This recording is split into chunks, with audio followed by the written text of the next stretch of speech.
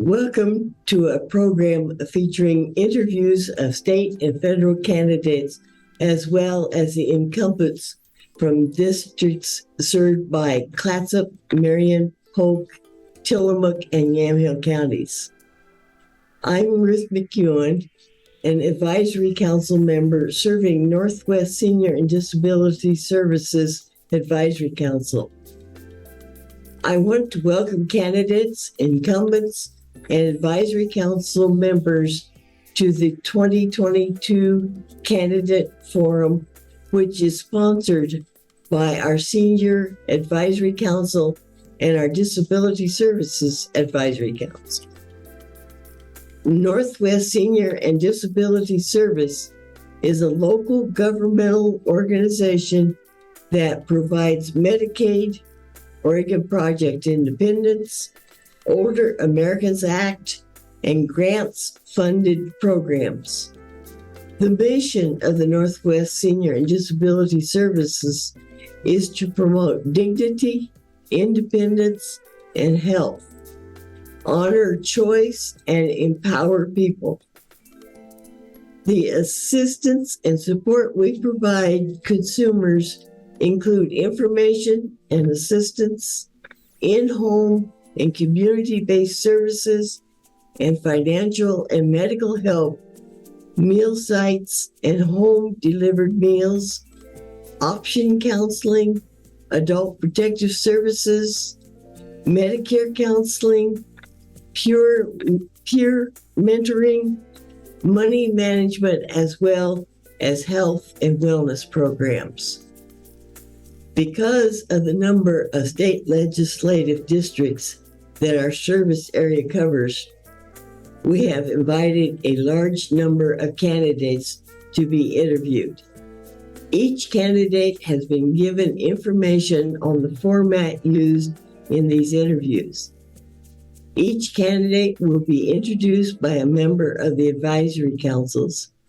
Then each candidate will have the opportunity to answer questions which will be timed. That way you, the viewer, can compare apples to apples.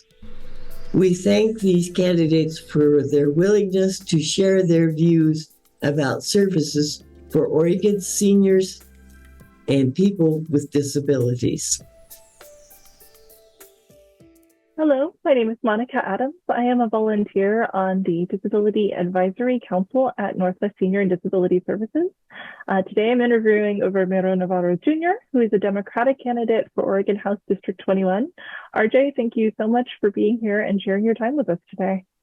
Yeah, thank you for having me. I really appreciate you guys taking time out of the day to interview me, and for everything that you do, because you guys do a lot of work in our community. Thank you so much. I really appreciate that. So to get us started, can you tell us a little bit about your platform and experience, and what about it would encourage a senior or a person with a disability to vote for you? Yeah, absolutely. So the three main issues that I want to address on my platform are veteran services, education, and the environment. My experience in this comes from my previous employment as a program coordinator with a local nonprofit. I more specifically worked with veterans. It was a lot of Vietnam era veterans, and I supported them in advocating for themselves when it came to accessing housing, disability, food, and healthcare benefits. Those same issues still impact seniors and people with disabilities today, and which includes education funding for people like my niece, who has to go to another school because the school locally does not have the appropriate services to support her in her hearing disability. It's great to hear you have experience with the programs and services that are involved with these communities. One program that's particularly important to us here at Northwest Senior and Disability Services is OPI. Can you tell us a little bit about what you know about OPI and how it improves the lives of seniors and people with disabilities in Oregon? Yeah, so the Oregon Project Independence is a needs-based program that supports seniors and people with disabilities in a range of daily tasks, things that we often take for granted. I know that you guys provide services for people that need to take a shower, to do their bed, to do their housekeeping, to do cleaning. And I really appreciate that work because I've worked with quite a few veterans who are amputees, and so they don't have the privilege of being able to be able to do a lot of those things themselves. And so that's an amazing service that you guys provide, and I just think it's so awesome. Thank you so much. So kind of thinking about other programs, how would you in this role prioritize state funding, especially funding that's matched with federal funds like Medicaid, for services to increase increase services for people who have disabilities and seniors? Yeah, so I would support continued state funding for services that impact our growing and senior and people with disabilities population, and work towards protecting existing funding, like the funding that goes to CCOs. So community care organizations are a group that I've worked with in the past to provide services, like non-traditional services to seniors and people with disabilities. A lot of that is like transportation. It was a lot of medical transportation that they were providing. The AC units, which is really important right now in this heat, with the heat advisory going on, and just a whole range of other things. And every so often when they're renewing their contracts, there's a lot of fear that comes around, whether their contract's going to be renewed or whether it's going to be renewed at the same rate or maybe even lower of what they were working with the last time. And so I would work with them to protect the funding that they have and to make sure that they have the funding that they need going forward to provide these critical services in our community. That's great. Thank you.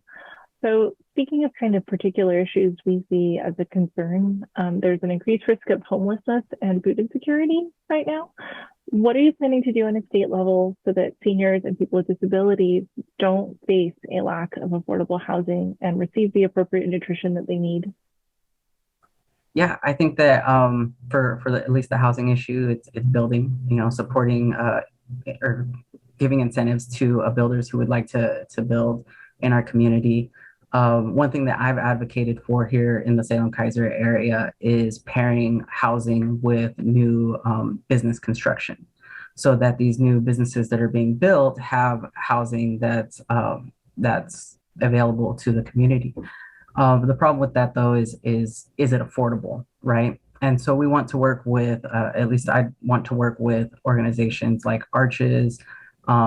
We have the YMCA that's just building a new veterans complex that I'm really excited about here. We have Center for Hope and Safety, Habitat for Humanity. I volunteered with quite a few times. And so I'd work with organizations like these to be able to support affordable housing and increasing access to that affordable housing. Because a lot of times, we can have a whole bunch of housing, but if people can't afford it, then it prices them out of the market, and they don't have the ability to be able to be housed close to where they work or where they go to shopping for food, where they go to their medical appointments. When it comes to food insecurity, I mean, I think that's really important as well. I mean, we have here in Oregon, we have one of the highest rates of veterans on subsidies like food stamps. And I think that's really telling for how we treat our seniors and veterans, and not giving them the proper benefits that they need to be successful to begin with. And I would support more programs like Meals on Wheels that reaches out to not just veterans. It's I go back to that because that's my history, but supporting seniors and people with disabilities who are homebound. I mean, we saw Meals on Wheels did amazing during the ice storms and during the fires, when a lot of these seniors and people with disabilities couldn't get out of their homes. And so I ran around here in Keizer with a chainsaw, cutting down trees so that people could get out of their homes. And I would see that Meals on Wheels would provide services or advertise that they were providing services. So we'd inform people, hey, this is available to you. And so I would continue supporting initiatives like that to make sure that people have the proper nutrition that they need. great to hear you have such knowledge of sort of the community-based organizations. There really is a high overlap with veterans organizations and veterans and people with disabilities and seniors. So a lot of similar programs out there for sure. So just kind of a final question. What would you plan to do as a legislator to address behavioral health issues that have been brought on by health issues and isolation related to the pandemic? It's been a really hard time. Everyone's having a hard time. And we especially see that in our populations we serve. Yeah, absolutely. And it was a major adjustment for people to shift to online learning or working from home because of the pandemic. And during the pandemic, I was working with the nonprofit organization. And one thing that I advocated for was a hybrid model, so that once we started coming out of the quarantine, we could welcome the people that felt comfortable coming out of their homes to the facility that I worked at to receive mental health services, and but as well be inclusive to support people who still didn't feel comfortable leaving the home or who were medically vulnerable. And so those are some of the things that I've done to support people with behavioral health issues.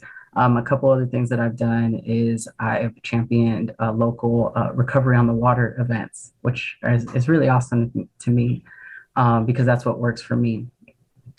Coming back from Iraq, I struggled with undiagnosed PTSD, turned to drugs and alcohol for my addiction. And now my new addiction is kayaking. And so I host these really awesome events for veterans, for people with mobility issues, for seniors, for English as a second language learners, to be able to get them introduced to the benefits of being outdoors.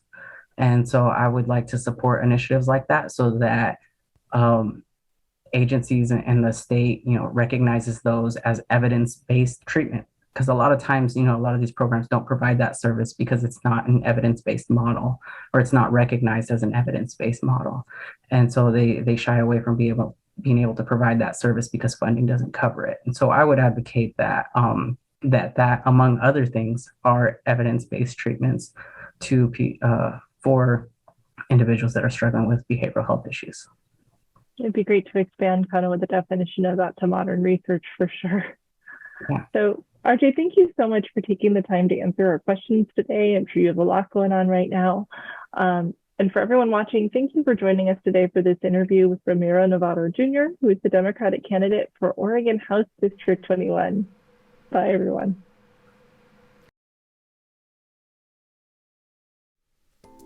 I want to thank the candidates on behalf of the members of the Senior Advisory Council and the Disability Services Advisory Council of Northwest Senior and Disability Services for attending our candidate interviews. Copies of the interviews can be checked out from Northwest Senior and Disability Services by calling 503-304-3451. Again, that number is 503-304-3451. We hope the information that has been provided will help you make informed choices when you vote. The opinions expressed here are not endorsed by Northwest Senior and Disability Services. For more information or to get connected to services provided by Northwest Senior and Disability Services, please call 1-866-206-4799. Again, that number is 1-866-206-4799. The advisory councils for Northwest Senior and Disability Services would like to thank Capital Community Media for the production of the forum. Thank you for watching.